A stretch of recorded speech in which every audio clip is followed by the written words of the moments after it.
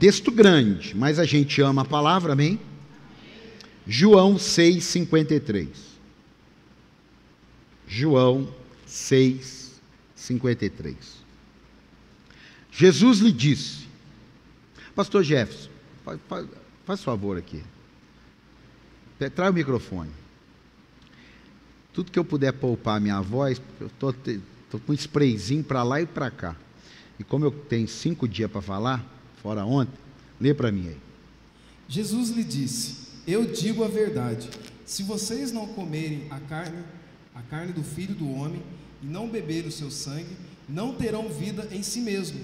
Todo aquele que come a minha carne e bebe o seu sangue tem vida eterna, e eu o ressuscitarei no último dia, pois a minha carne é verdadeira comida e o meu sangue é verdadeira bebida.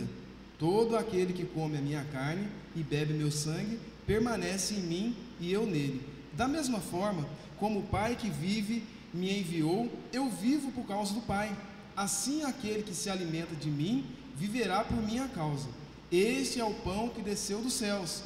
Aos antepassados de vocês comeram maná e morreram, mas aquele que se alimenta deste pão viverá para sempre. Ele disse isso quando ensinava na sinagoga de Cafarnaum. Ao ouvirem isso, muitos dos seus discípulos disseram, dura é essa palavra, quem pode suportá-la? Sabendo em seu íntimo que os seus discípulos estavam queixando do que ouviram, Jesus lhe disse, isso o escandalizava? Que acontecerá a vocês virem o Filho do Homem subir para onde estava antes? O Espírito da vida, a carne não produz nada que se aproveite. As palavras que eu disse são Espírito e vida. Contudo, alguns de vocês que não creem, pois Jesus sabia desde o princípio quais deles não criam e quem iria trair.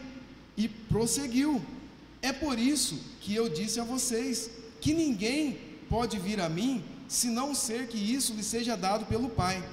Daquela hora em diante, muitos dos seus discípulos voltaram atrás e deixaram de segui-lo. Jesus perguntou aos 12, também vocês não querem ir? Simão Pedro lhe respondeu, Senhor, para quem iremos? Tu tens a palavra de vida eterna, nós cremos e sabemos que és o Santo de Deus. Maravilha, dá um aplauso a Jesus. O texto foi longo, claro que tem lições preciosas, mas como eu disse, que eu quero falar de uma coisa só.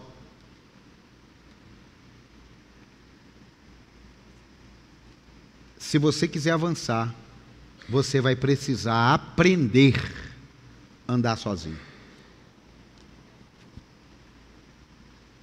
Você quer avançar? Você quer?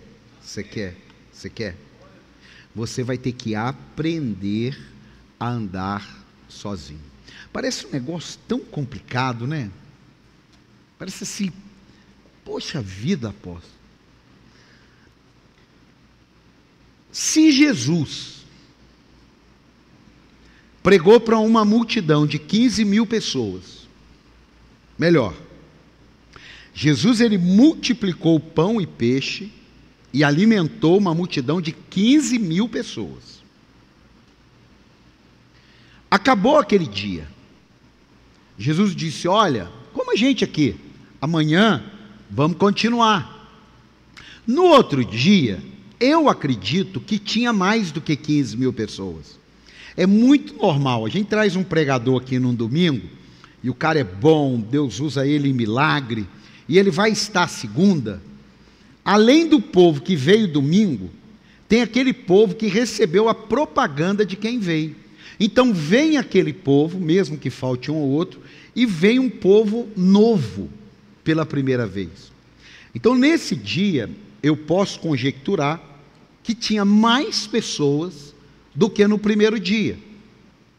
Agora olha só, se você tem um culto com 15 mil pessoas, no outro dia você tem um culto com 20 mil pessoas, e você começa a pregar, porque agora não é multiplicar mais pão e peixe, agora é pregação.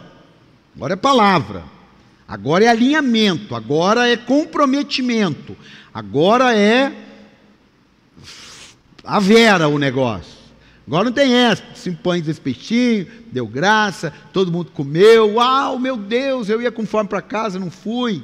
Não, agora é assim, quem não come da minha carne, não bebe do meu sangue, não tem parte comigo. Se Deus não mover vocês, ninguém consegue mover. E pá, nisso daí, a Bíblia diz, os discípulos, não é a multidão, os discípulos começaram a deixá-lo. É um outro nível. Multidão é uma maravilha, mas é multidão. Mas os discípulos começam a deixá-lo. E quando os discípulos começam a deixá-lo, a multidão começa a deixá-lo, ao ponto de ficarem 12 pessoas. 12 pessoas. Quantas pessoas? 12. Agora dá um pause nessa história aí e eu vou colocar você numa outra história. Jesus, no céu, recebe um comando de Deus, o Espírito Santo, a Trindade, se organizam. Jesus vai vir através de Maria, uma virgem, vai nascer como a gente nasceu, vai crescer como a gente cresceu, vai ser homem, vai no banheiro, vai ver as coisas ruins da vida, vai ter fome, vai ter sede, não sei se ele teve dor de cabeça, mas se teve, ele logo se autocurou, não sei, mas ele está vindo. Aí ele tem uma missão, diga uma missão. Aí a missão dele é o quê? Você vai lá, você vai andar entre eles, você vai conviver com eles, você vai conhecer as dores deles, e vai chegar uma hora que você vai ser crucificado. E você vai ser crucificado como o sacrifício perfeito para perdão de toda a humanidade. Aí ele tem essa missão, tem o propósito, tem uma chamada.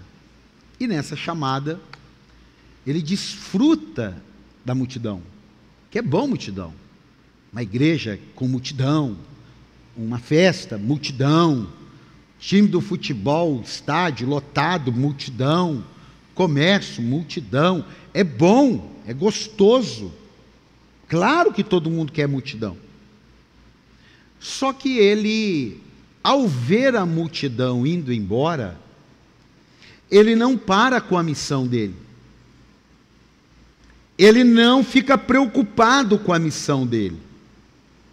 A gente que está aqui, um parênteses, pregando, coincidentemente, se a gente falar um negócio assim, que a gente sabe que está falando aqui, não estamos em transe, a gente sabe que falou um negócio pesado, que mexeu numa área da vida, que mexeu numa casa de marimbondo, de pecado, a gente sabe que aquele assunto ali é desagradável.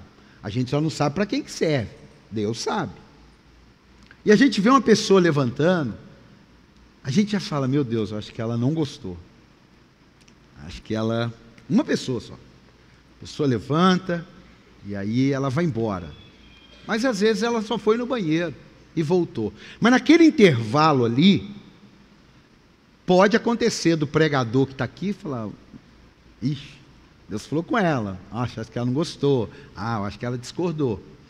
Só que Jesus não viu uma pessoa, Jesus viu 20 mil pessoas fazendo isso. Levanta 50, levanta 30, levanta 100, e saindo. Agora imagina, entra na cena comigo, os discípulos, os apóstolos. Gente, acho que é melhor tirar Jesus, sim ou não? Acho que é melhor dar um toque nele, pôr um bilhetinho lá, Jesus, para, porque tem 10 mil só, com 1 hora que o senhor falou, metade foi embora, se o senhor falar mais 1 hora não vai ficar ninguém, e Jesus,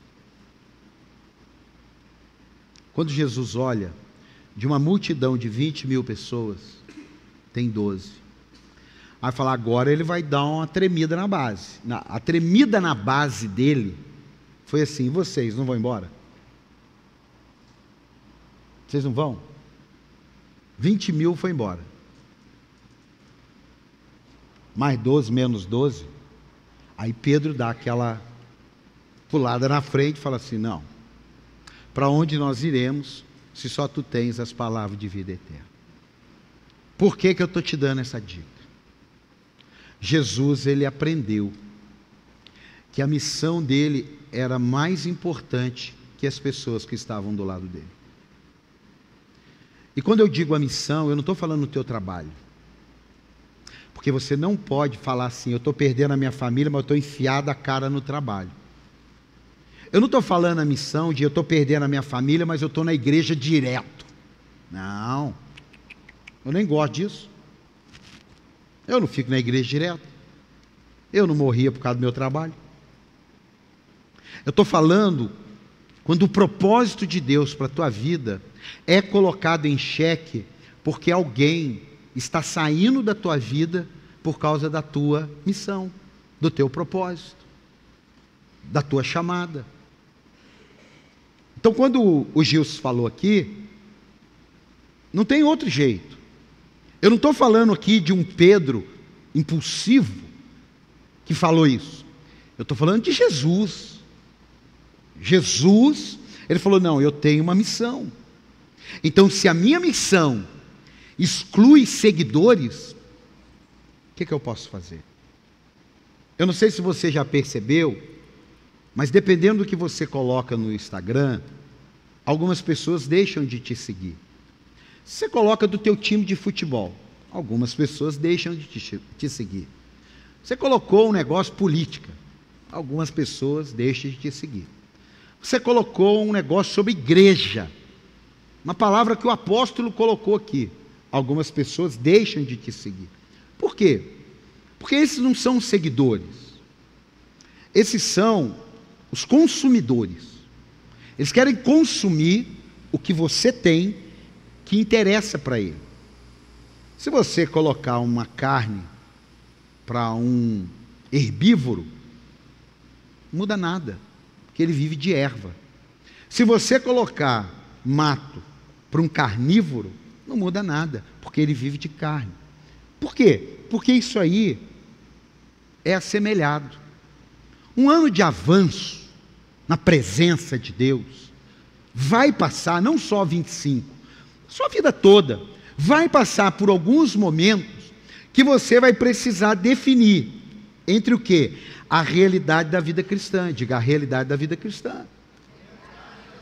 Você não consegue avançar vivendo uma falsidade da vida cristã. E a realidade da vida cristã, ela exclui pessoas do nosso meio. Ela exclui pessoas do nosso convívio. Gente, eu já convivi com pessoas que a gente falava a mesma linguagem, tinha o mesmo desejo, pensávamos diferente. Sim, eu digo sempre para aqueles próximos a mim: se você pensar igual a mim, eu vou ficar um pouco preocupado. Você precisa desejar igual a mim, mas pensar, é bom você saber pensar diferente. Talvez o que tenha valor para mim, você pensa diferente, a gente se ajuda, a gente se equaliza. Agora, o que você não pode é desejar diferente, porque daí complica. Eu estou indo para a direita, você está indo para a esquerda. Mas pensar diferente, sem problema nenhum.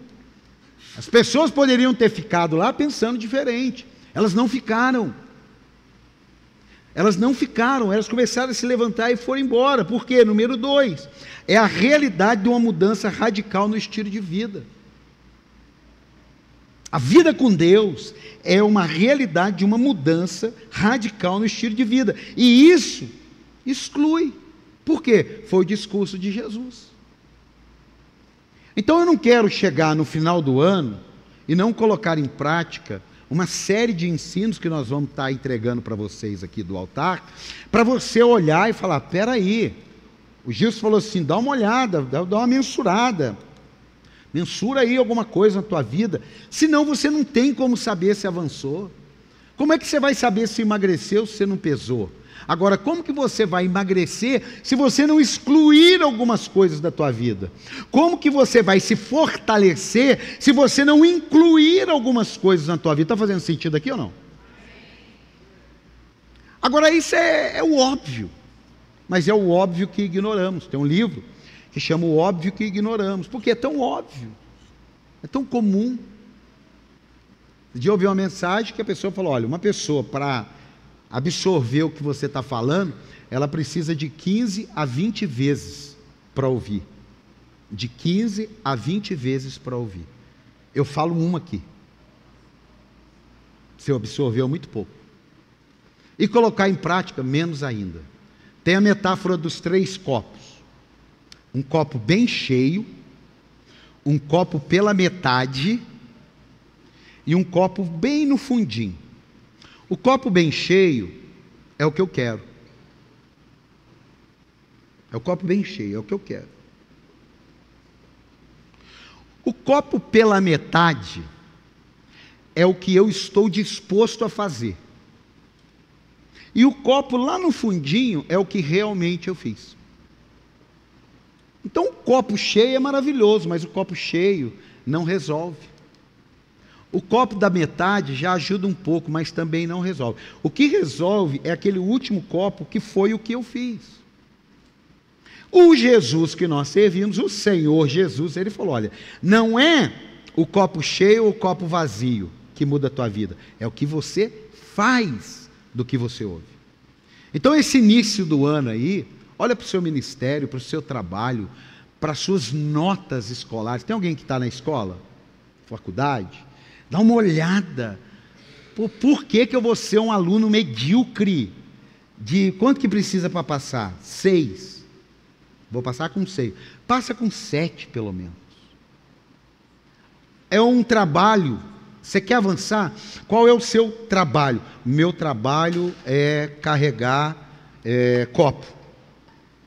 Carrega um pouco mais de copo. Avance um pouco mais. Por quê? Por causa do copo que está no fundo, o que vai fazer a diferença é o que eu faço. A terceira coisa que tinha no discurso de Jesus é sobre uma realidade de prosperidade eterna. Porque prosperidade aqui pode ser riqueza para quem não tem Deus e prosperidade para quem tem Deus. E aí pode ter riqueza, saúde, então tudo bem. Mas a prosperidade da vida eterna atrapalhou muita gente. Porque talvez as pessoas queriam na hora o carro, queriam uma casa, queriam uma posição, queriam estudar, queriam roupa. Isso não está errado. Mas isso não fez com que eles avançassem com Jesus. Se essa multidão tivesse tomado uma posição, pensa, 20 mil pessoas naquele culto, tomado uma posição, agora eu vou dar uma esticada na sua mente. Se 12 ficaram e viraram o mundo da época de cabeça para baixo, imagina se 1000 tivesse ficado.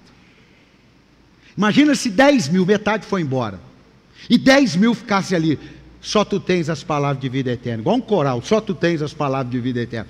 Imagina 10 mil naquela intensidade, o avanço que teria tido no evangelho na época.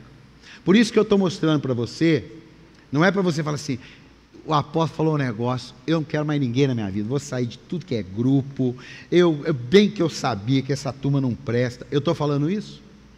Não. Primeiro que nós não podemos ficar sozinhos, nós somos um ser sociável, nós não vamos conseguir ficar sozinhos. Segundo que ninguém vai fazer nada sozinho. O próprio Jesus, quando ele enviava numa missão, ele enviava de 2 em 2. Então ninguém vai fazer nada sozinho. Eu não comecei essa igreja sozinho. Começou eu e minha esposa, 2.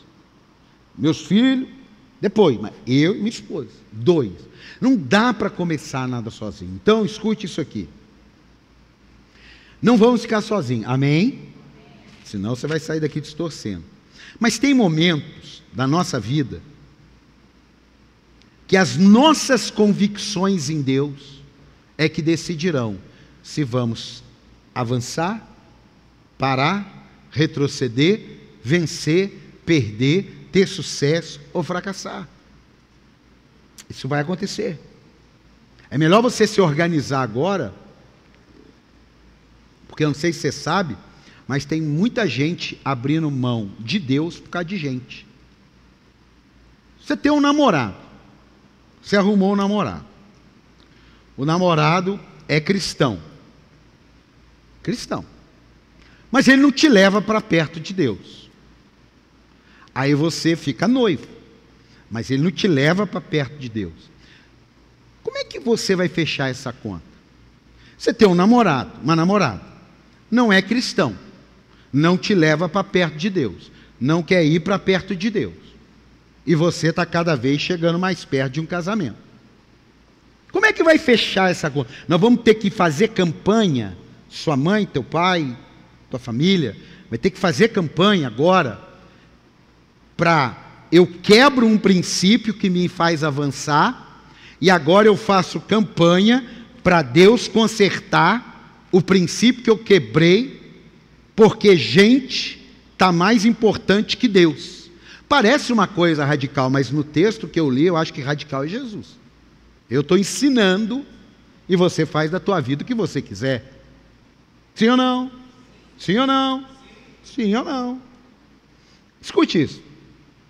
Abraão avançou, ouviu Deus, Deus falou com ele tomou uma atitude de fé, mas Deus disse assim para ele: Abraão, você vai sair para avançar, mas é só você e a tua casa, porque eu quero que você saia da casa dos teus pais, da casa dos teus parentes, e vá para uma terra que eu vou te mostrar.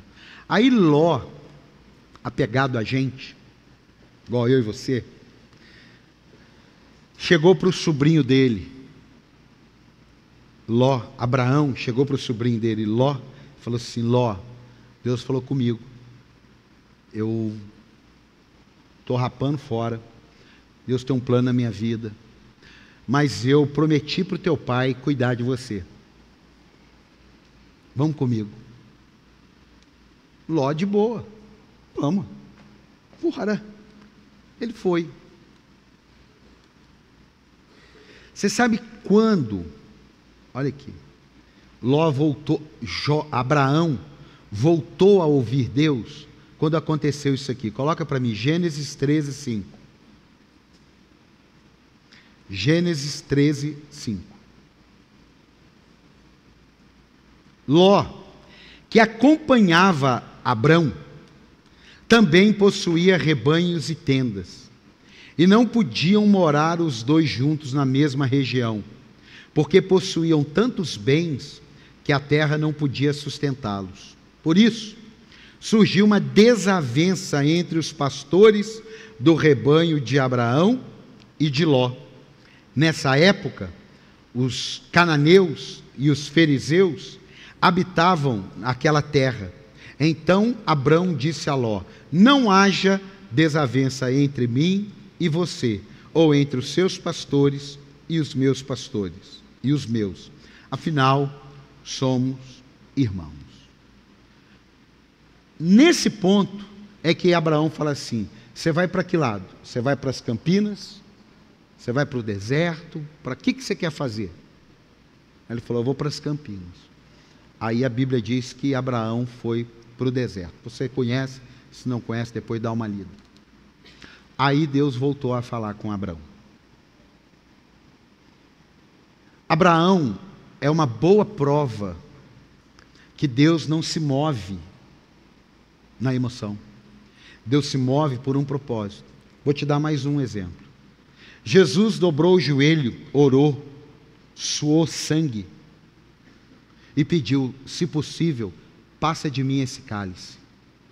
Silêncio. Zero palavra de Deus. Deus poderia ter falado: meu filho, fique firme. Poderia ou não poderia? Poderia ou não poderia? Ele é Deus, velho. Ele não falou: este é meu filho amado, em quem me compraz. Todo mundo ouviu? Falou ou não falou? Ele não poderia ter sussurrado no ouvido de Jesus: Jesus, aguenta firme, o céu está aqui, fica tranquilo, está pertinho, 3 dias você está conosco aqui. Nada. Na cruz, ele falou: meu pai, por que me abandonaste? Nada. É por isso que eu estou falando para você. Se você quiser andar com Deus, pode acontecer de em alguns momentos, determinados trechos, você tem que caminhar sozinho. Mas pode ser que você faça como Abrão. Você tente caminhar com alguém. Pode ser. Eu não estou te condenando. Eu estou te fazendo pensar. Amém? Amém? Pode ser que você tente caminhar com alguém, mas não reclame de Deus não falar nada. E olha que coisa interessante. O que fez Ló se separar de Abrão? Contenda e crescimento. Foi contenda e crescimento. Talvez se Ló não tivesse crescido, Ló teria ficado mais. Por isso que é um perigo muito grande, e eu digo aqui, quando você está ganhando muito, ou está trabalhando muito, ou está muito, e você não tem tempo mais para Deus. Porque pode ser uma maneira que você está cada vez se afastando mais de Deus. Aí sabe o que Deus faz? Envia uma contenda. Deus enviou o quê? As línguas diversas. É uma contenda. Porque se aqui eu falo uma coisa, o pastor Jefferson começa a falar outra, o outro começa a falar outra, o outro começa a puxar para cá. Virou um pandemônio esse negócio aqui. Porque todo mundo tem que falar a mesma linguagem. Aí, lá na frente, eu não tenho dúvida que quando Deus falou com Abraão, Abraão falou, puxa vida, só tem uma explicação para Deus não ter falado comigo até agora, era Ló do meu lado. Então eu não estou aqui fazendo apologia a você viver sozinho, eu não consigo viver sozinho, eu não consigo. Eu tenho que ter gente, eu tenho que estar em algum grupo de WhatsApp, eu tenho que estar amando alguém, brigando com alguém, não interessa, eu não consigo.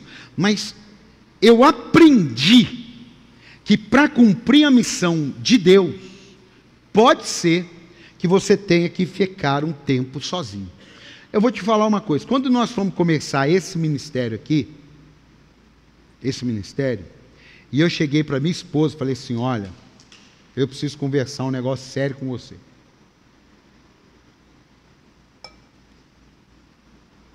Eu vou começar uma igreja. Não pense você que ela me abraçou e chorou, foi aquela coisa de cinema, que a gente quer essas coisas de cinema. Não. Ela ficou duvidosa, falou, não, olha, a gente tem que ver.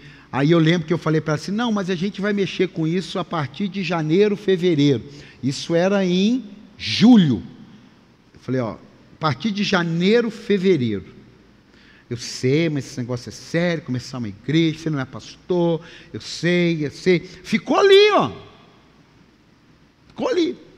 Aí teve um dia que eu falei para ela assim, olha,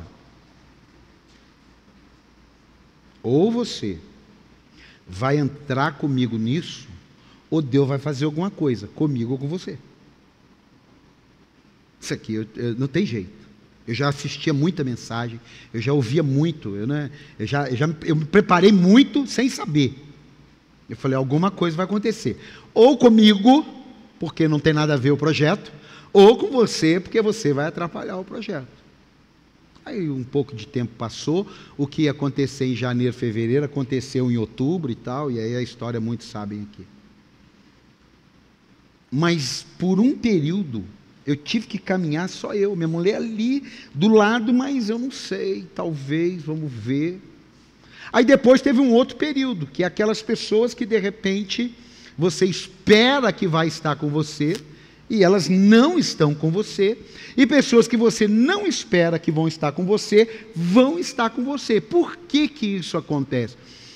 Porque enquanto eu estou focado na missão, no propósito de Deus para a minha vida, é problema de Deus. Quando eu saio do propósito de Deus, entro nas minhas escolhas, entro na minha alma e vou caminhar a minha vida, é problema meu. Então quem quer avançar aqui em 2025? Lembre-se disso. Se for preciso, caminhe um tempo sozinho. Não é pecado se o seu marido falar para você assim, você não vai mais na igreja. Fala assim, não, eu não vou trair, eu não vou adulterar, eu não vou fazer besteira, mas eu vou adorar a Deus. É 2 horinhas, eu vou sim na igreja. Aí você pode ouvir dizer um outro conselho. Não, seu marido falou, está falado.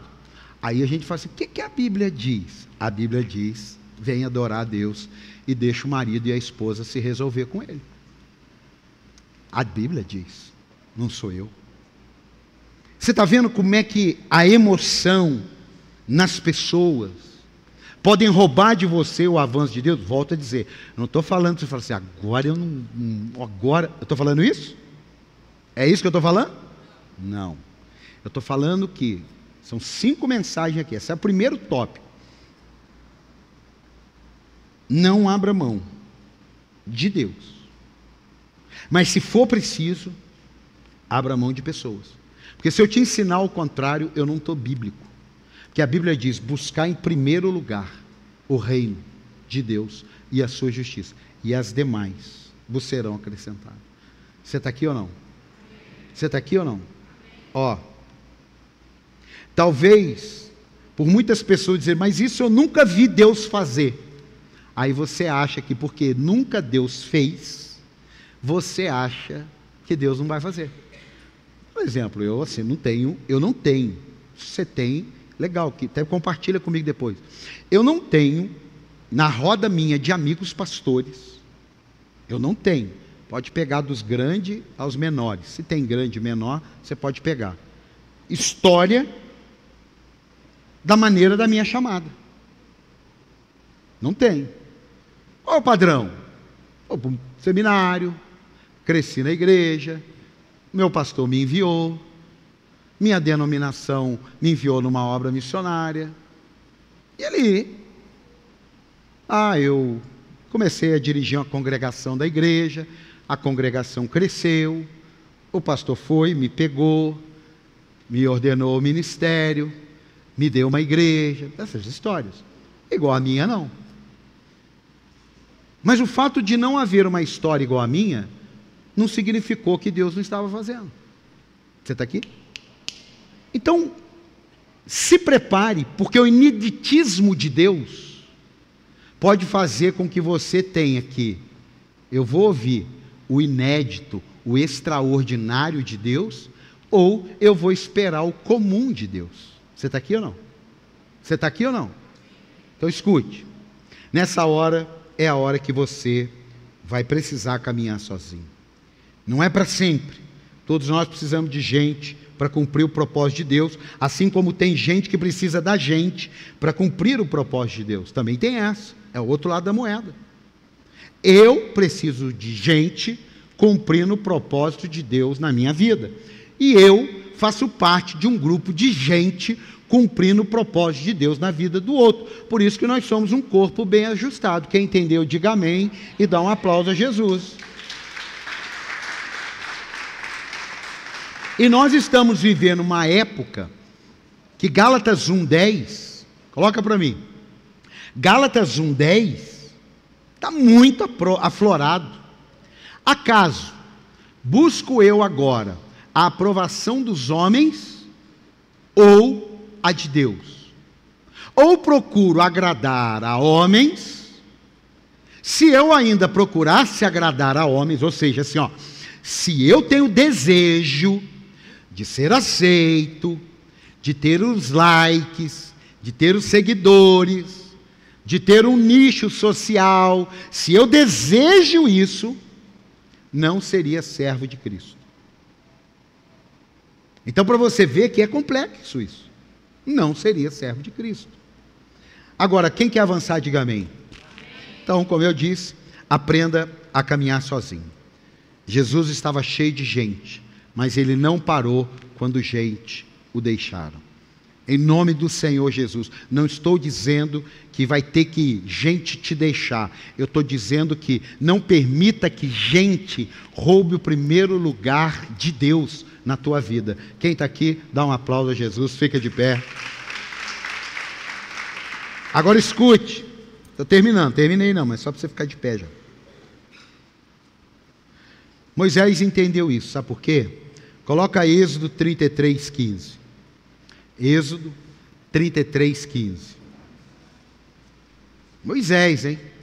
Moisés. Olha a multidão que Moisés tinha.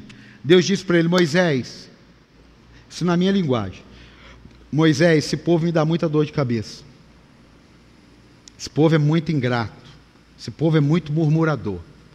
Pode ir vocês, eu vou dar a vitória, que vocês precisarem, eu pago as contas, gasta à vontade aí que eu pago.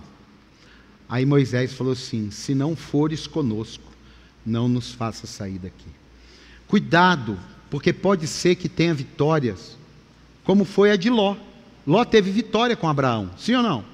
Sim, cresceu, amadureceu, ficou rico, teve empregado, teve pastores, teve rebanho, mas aquele sucesso não tinha Deus, aquela conquista não tinha Deus, aquela pujança não tinha Deus.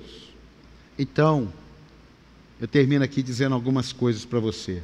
Número 1, a cruz é individual. Você tem a sua cruz, eu tenho a minha. Jesus estava lá na cruz sozinho. Não, tinha mais dois em outra cruz, tá? Não tinha mais dois com ele. A cruz é individual. A salvação é individual. Eu não vou conseguir salvar minha esposa. Minha esposa não vai conseguir me salvar. Eu não vou conseguir salvar meus filhos. Meus filhos não vão conseguir me salvarem, porque a salvação é individual. 3, a Bíblia diz que cada um prestará conta das suas obras. Individual. Então, se a gente aprender isso aqui, vai ter uma profecia para a nossa vida. Eis que estou convosco todos os dias da tua vida. Essa aí te garante presença de Deus. Então, que em nome de Jesus, nessa primeira noite, depois você assiste, reassiste, faz um balanço na tua vida, na tua alma. Veja, volto a dizer, não sai ticando ninguém da tua vida, mas se posicione, que as pessoas vão sair. O que Jesus fez? Jesus falou: ó, você não tem nada comigo não, bora. Ó, esse grupo aqui também, pode ir embora. Foi isso que ele fez? Não, o discurso dele, a vida dele, a missão, o propósito, as convicções, o chamado, fez as pessoas saírem fora. Abre as suas mãos aí, abre. O que é que você precisa tirar da tua vida? Uma pergunta difícil. Quem você está entendendo? Que não seja seu marido, sua esposa. Amém? Isso aí nós damos um jeito depois. Que não seja seu marido, sua esposa. Quem você fala assim: meu Deus, essa pessoa atrasa a minha vida. Eu era tão mais cheio de Deus, mas essa pessoa aqui, ela me atrapalha.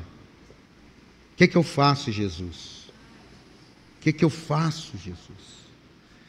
Aí você vai fazer uma coisa muito simples. Você vai conversar com ele. Você vai falar o que você quer. Porque o seu discurso do que Jesus quer de você vai mudar as pessoas ao seu redor. Se eu quiser estar com pastores que não valorizam mais o casamento, que brincam com as mulheres, eu vou ficar desse jeito. Se eu não quiser isso, eu não preciso falar nada. Eu posso só não estar presente. Estou ocupado. Você não precisa ser idiota, imbecil. Não, estou ocupado. Vamos lá. Aí, essa semana, não dá. Essa semana eu estou enrolado. Assim que eu der uma folga, eu vou.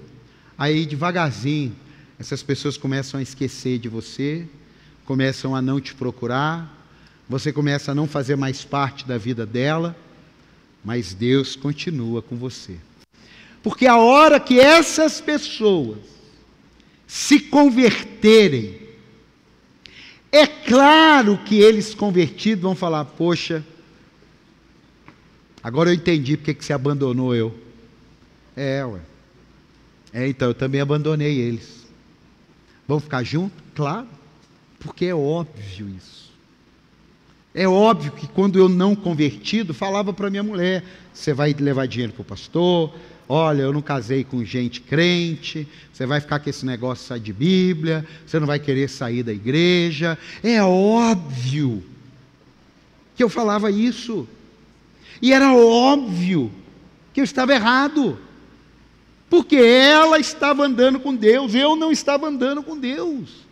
Porque quando eu comecei a andar com Deus, eu falei: olha, graças a Deus você não desistiu de Deus. Imagina se ela tivesse desistido de Deus. Imagina se ela tivesse chego lá em casa, 6 meses depois de estar indo na igreja, e eu falo: você não vai na igreja? Não, não vou não. O dia que você for, a gente vai junto. Eu falava: ô amor, isso aí, isso é prova de amor. E estava nós dois aí, talvez até separado, enrolado, sei lá. Não abra mão de Deus e te prepare para avançar no nome de Jesus. Abre suas mãos aí, abre. Pai, no nome do Senhor Jesus, que essa palavra, essa semente, Deus, lançada na nossa mente e no nosso coração, venha germinar, venha dar frutos, para a honra e para a glória do Teu nome, Deus.